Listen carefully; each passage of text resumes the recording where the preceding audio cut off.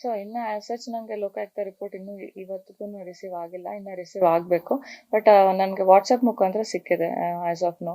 So ಅದರಲ್ಲಿ Prima ಫೇಸಿ ಏನು ಹೇಳಿದ್ದಾರೆ, ತಹಸೀಲ್ದಾರ್ ಅವರ ಒಂದು ರಿಪೋರ್ಟನ್ನು ಡೆಪ್ಟಿ ತಹಸೀಲ್ದಾರು ಅವ್ರಿಗೆ ಸಬ್ಮಿಟ್ ಮಾಡಿದ್ದಾರೆ ಮಾನ್ಯ ಉಪಲೋಕಾಯುಕ್ತರಿಗೆ ಅನ್ನೋದು ಉಲ್ಲೇಖ ಇದೆ. ಅದ್ರ ಬೇಸಿಸ್ ಮೇಲೆ ಸುಮಾರು 1000 ಹೆಚ್ಚಿನ ಒಂದು ಈ ಸ್ವತ್ತುಗಳು ಪ್ರೊಸೀಜರಲ್ ವೈಲೇಷನ್ಸ್ ಆಗಿದೆ ಅನ್ನುವಂಥದ್ದು ಅವರ ರಿಪೋರ್ಟ್ನಲ್ಲಿ ಅವ್ರು ಕೊಟ್ಟಿದ್ದಾರೆ ಅಂತ ಹೇಳಿದ್ದಾರೆ. ಬಟ್ ಇನ್ನೂ ನನಗೆ ತಹಸೀಲ್ದಾರ್ ರಿಪೋರ್ಟು ಲಭ್ಯ ಆಗಿಲ್ಲ ಇದುವರೆಗೂ ಆ್ಯಸ್ ಸಚ್.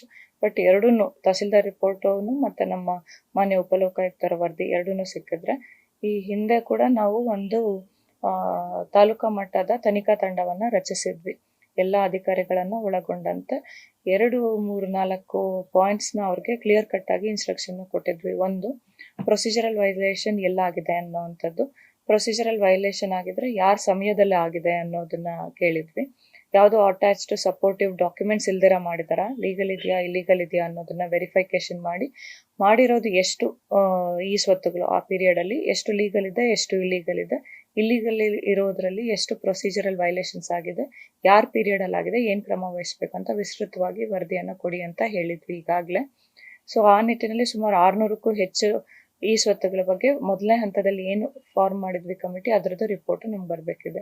ಈಗ ಎರಡನೇ ಹಂತದಲ್ಲಿ ಸುಮಾರು 1000ಕ್ಕೂ ಹೆಚ್ಚಿನ ಈ ಸ್ವತ್ತು, 1100 ಸಮಥಿಂಗ್ ಏನೋ ಹೇಳಿದ್ದಾರೆ, ಅಷ್ಟು 1100ಕ್ಕೂ ಹೆಚ್ಚಿನ ಈ ಸ್ವತ್ತುಗಳು ಇದೇ ರೀತಿ ಯಾವುದೇ ಒಂದು ದಾಖಲೆಗಳ ಒಂದು ಸಪೋರ್ಟಿವ್ ಡಾಕ್ಯುಮೆಂಟ್ಸ್, ಏನಂದರೆ ಜನರಲಿ ಈ ಸ್ವತ್ತು ಮಾಡಬೇಕಂದ್ರೆ ನಮಗೆ ಸಪೋರ್ಟಿವ್ ಡಾಕ್ಯುಮೆಂಟ್ಸ್ ಇರಬೇಕು ಮತ್ತು ಪ್ರೊಸೀಜರಲ್ಲಿ ಫಾಲೋ ಮಾಡಬೇಕಾಗತ್ತೆ. ಒಂದು ಸೆಟ್ ಆಫ್ ಪ್ರೊಸೀಜರ್ ಇದೆ ಮಾಡಬೇಕಂದ್ರೆ, ಅದು ಎರಡೂ ಆಗಿಲ್ಲ ಅನ್ನೋವಂಥದ್ದು ನನಗೆ ಪ್ರೈಮಾ ಫೇಸಿ ಆ ವರದಿ ಓದಿದ್ದೀನಿ ನಾನು, ಈ ವಾಟ್ಸಪ್ ಮುಖಾಂತರ ಲಭ್ಯ ಆಗಿರೋದು, ಅದ್ರ ಮೇಲೆ ನನಗೆ ಕಂಡು ಬಂದಿರೋವಂಥ ಮಾಹಿತಿ.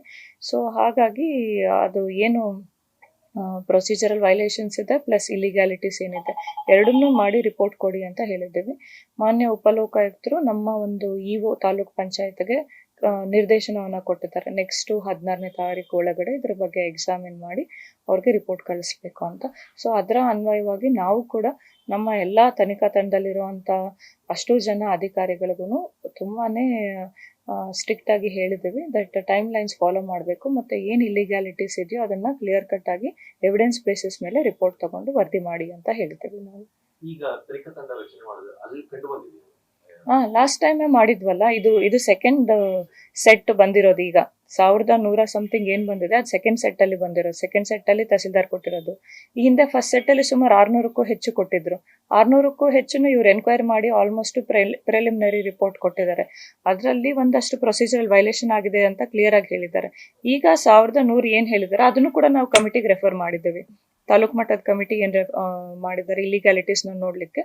ಅವರು ಕೂಡ ಅದನ್ನು ಎಕ್ಸಾಮಿನ್ ಮಾಡಿ ಅವ್ರ ರಿಪೋರ್ಟ್ನ ಕೊಡಬೇಕಿದೆ ನಮಗೆ, ಎಷ್ಟು ಆ 1100ರಲ್ಲಿ ಎಷ್ಟು ಪ್ರೊಸೀಜರಲ್ ವೈಲೇಷನ್ ಆಗಿದೆ, ಎಷ್ಟು ಕ್ಲಿಯರ್ ಕಟ್ ಇಲೀಗಲ್ ಇದೆ, ಯಾರ್ಯಾರ ಟೈಮ್ ಪೀರಿಯಡಲ್ಲಿ ಆಗಿದೆ, ಏನು ಆ್ಯಕ್ಷನ್ ತೊಗೊಳ್ಬೇಕು, ಇಷ್ಟನ್ನು ಕ್ಲಿಯರ್ ಕಟ್ಟಾಗಿ ಕೊಡಿ.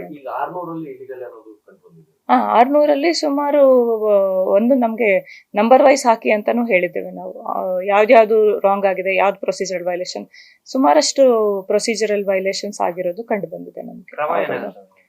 ಆ ಪೀರಿಯಡಲ್ಲಿ ಯಾರಿದ್ರು, ಯಾರೆಲ್ಲ ಲಾಗಿನಲ್ಲಿ ಅಪ್ರೂವ್ ಮಾಡಿದ್ದಾರೆ, ಬಿಕಾಸ್ ಲಾಗಿನ್ ಮಾಡುವಾಗ ಸುಮಾರು ಜನದ್ದು ಚೆಕ್ಸ್ ಆ್ಯಂಡ್ ಬ್ಯಾಲೆನ್ಸಸ್ ಮೆಕ್ಯಾನಿಸಮ್ ಅಂತ ಕರಿತೀವಿ ನಾವು, ಅದು ಇದ್ದೇ ಇರುತ್ತೆ. ಒಂದು ಆಫೀಸರ್ ಏನಾದರೂ ಡಾಕ್ಯುಮೆಂಟೇಷನ್ ಆನ್ಲೈನಲ್ಲಿ ಹಾಕಿದಾಗ ಅದನ್ನು ನೋಡಿ ಚೆಕ್ ಮಾಡುವಂಥದ್ದು ನೆಕ್ಸ್ಟ್ ಲೆವೆಲ್ ಆಫ್ ಆಫೀಸರ್ಗೆ ಜವಾಬ್ದಾರಿ ಇರುತ್ತೆ ಈ ಸ್ವತ್ತನ್ನು ಅಪ್ರೂವ್ ಮಾಡೋಕ್ಕೆ. ಸೊ ಹಾಗಾಗಿ ಯಾರೆಲ್ಲ ಆ ಒಂದು ಪ್ರಕ್ರಿಯೆಯಲ್ಲಿ ಜವಾಬ್ದಾರಿತನವನ್ನು ತೋರಿಸಿಲ್ಲ ಅಥವಾ ಯಾರಾದ್ರೂ ವಿಲ್ಫುಲ್ ಮಾಡಿದ್ದಾರೆ ಆ್ಯಕ್ಟ್ ಅಂದರೆ 2 ರೀತಿ ಆಗುತ್ತೆ. ಒಂದು ಬೇಜವಾಬ್ದಾರಿತನದಿಂದ ಮಾಡುವಂಥದ್ದು, ಎರಡನೇದು ಗೊತ್ತಿದ್ದು ಮಾಡುವಂಥದ್ದು ತಪ್ಪು. ಸೊ ಆ ಬೇಸಿಸ್ ಮೇಲೆ ನಮಗೆ ಅವ್ರ ಮೇಲೆ ಎಲ್ಲರ ಮೇಲೂ ಡಿ ಶುರುವಾಗುತ್ತೆ. ಆ ಪೀರಿಯಡಲ್ಲಿ ಯಾರು ಇರ್ತಾರೋ ಡಿ ಅಲ್ಲಿ ಏನು ಪ್ರೂವ್ ಆಗುತ್ತೋ ಅದ್ರ ಮೇಲೆ ಅವ್ರ ಮೇಲೆ KCSR ನಿಯಮಾವಳಿ ಪ್ರಕಾರ ಕ್ರಮ ಆಗುತ್ತೆ ಅವ್ರಿಗೆ. ಅದೇ ಎರಡೂ, ಅದು depending on the propensity of the crime ಅಂತ. ನಮಗೆ KCSR ಅಲ್ಲಿ ಇರುವಂಥ ಮುಖ್ಯ ಪ್ರಿನ್ಸಿಪಲ್ ಏನಪ್ಪಾ ಅಂತಂದರೆ the punishment and the the proportion of the punishment should be proportional to the offence committed ಅಂತ. ಅವ್ರು ಮಾಡಿರೋ ಅಂತ ಏನು ತಪ್ಪೆಸಗಿರ್ತಾರೆ ಅದಕ್ಕೆ ತಕ್ಕದಾಗಿ ನಮ್ಮ ಒಂದು ಶಿಕ್ಷೆಯ ಪ್ರಮಾಣ ಕೂಡ ಇರಬೇಕು ಅಂತ. ಸೊ ಅದ್ರ ಬೇಸಿಸ್ ಮೇಲೆ ಯಾರಿಗೆಲ್ಲ ಯಾವ್ಯಾವ್ದಾಗುತ್ತೆ, ಮೈನರ್ ಪ್ರೊಸೀಜರಲ್ ವೈಲೇಷನ್ ಇದ್ರೆ ಮೈನರ್ ಪೆನಾಲಿಟೀಸ್ ಆಗುತ್ತೆ.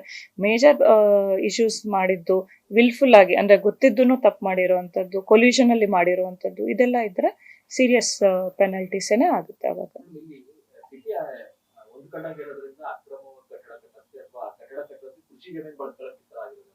ಇಲ್ಲ, ಕೃಷಿದಲ್ಲ. ಅಂದ್ರೆ ಈಗ ಈಸ್ವತ್ತು ಮಾಡೋಕ್ಕೆ ಕೆಲವೊಂದು ಡಾಕ್ಯುಮೆಂಟ್ಸ್ನ ಆನ್ಲೈನಲ್ಲಿ ಅಪ್ಲೋಡ್ ಮಾಡಬೇಕು. ಅವ್ರಿಗೆ ಆಗಿರುವಂಥದ್ದು ಆ ಪೀರಿಯಡಲ್ಲಿ ಆ ವ್ಯಕ್ತಿಗೆ ಬಂದಿರೋವಂಥದ್ದು ಹೆಂಗೆ ಬಂದಿದೆ ಮೂಲವಾಗಿ, ಅದಾದಮೇಲೆ ಆನ್ಲೈನಲ್ಲಿ ಅಷ್ಟು ಡಾಕ್ಯುಮೆಂಟ್ಸ್ದು ಫ್ಲೋ ಅಪ್ಲೋಡ್ ಮಾಡಬೇಕು. ಎಷ್ಟೊಂದು ಡಾಕ್ಯುಮೆಂಟ್ಸ್ ಅಪ್ಲೋಡ್ ಆಗಿಲ್ಲ ಅನ್ನೋದು ನನಗೆ ಪ್ರೈಮಾ ಫೇಸಿ ಆ ರಿಪೋರ್ಟ್ಸ್ನ ತೆಗೆದು ನೋಡಿದಾಗ ಸಿಕ್ಕಿರೋದು. ಸೊ ಅದಕ್ಕೆ ಸಂಬಂಧಪಟ್ಟಿದ್ದ ದಾಖಲೆಗಳಲ್ದಿರ ಬೇರೆ ದಾಖಲೆಗಳು ಅಪ್ಲೋಡ್ ಆಗಿದೆ, ಅದು ವೈಲೇಷನ್.